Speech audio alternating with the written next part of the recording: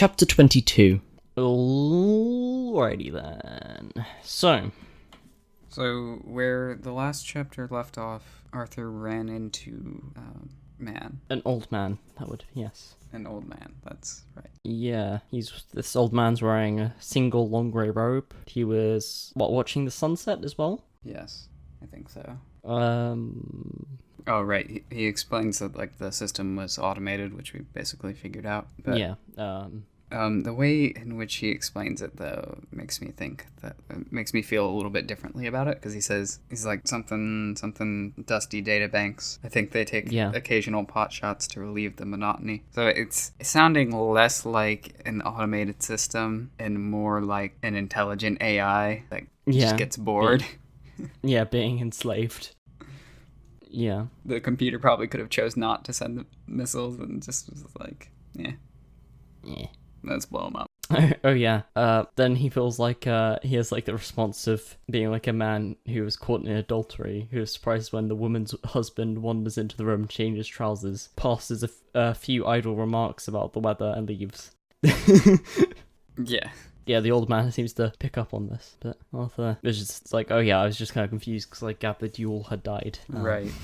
And he explains that they were sleeping. Yeah, they just chose to sleep through the recession, wait for the rest of the galaxy to... Because they're like sleeping pod things were linked up to the galactic stock market. Right. So then once the economy had become stable again, they could awake and give us planet building services. Yeah, which totally makes sense from their perspective, but is also kind of... building plants is pretty expensive. Kind of sleazy.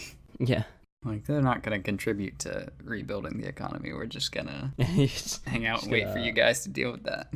Yeah, so you can't actually afford our services. Wait, is this where the guy says he likes building fjords? I think he mentions it, but it'll probably come up later. Yeah. I do think it's interesting that the use of his use of the word late, because he's like, you better come with me or else you'll be late, and then he's like, as in the late Dent Arthur Dent, implying let here be like dead. I always think it's weird when there's wordplay like that in stories where the characters aren't speaking the language in which the wordplay works in. Yeah. Like, I don't know, like, is this guy speaking English, or is he speaking whatever Magrathian, and Arthur's just got his fish in his ear? Yeah. That always bugs me a little bit in like sci-fi stuff when there's a universal translator, but it's like somehow you can also still make puns and have people not be confused. Yeah. Shouldn't take it too seriously in this because it's like a comedy, but yeah, it's a comedy book. That is a thing I've seen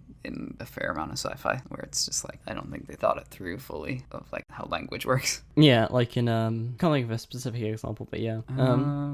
There's one Doctor Who episode where they're in Pompeii. Right. Oh, yeah.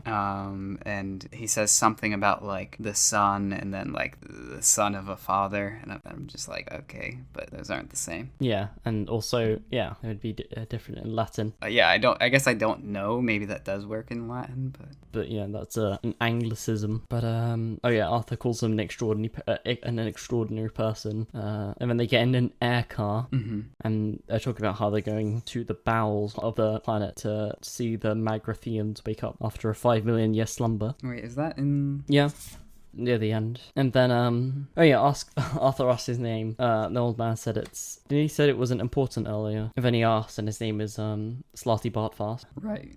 Yeah. Arthur is joking. It's like joking around and laughing. And then the guy's like, I know, I said it wasn't important. Yeah. And then they skedaddled into the night. I feel like he must get picked on for Slartibartfast, even amongst his own people. Yeah, I wonder. But interesting thing about that, though, is that when I was reading this, I was jotting down notes on my phone for it. Right. And it auto-completed Slartibartfast, like it was in the default Apple dictionary. I'm glad Slartibartfast is in the dictionary. Yeah, I mean, you can be picked on for it, but in the end, he's got his name into the thing, so the official online dictionary. But yeah, or at least it was able to figure out what I was typing. I don't know. Yeah, but yeah, that's basically where the chapter ends. So we'll pick it up next time.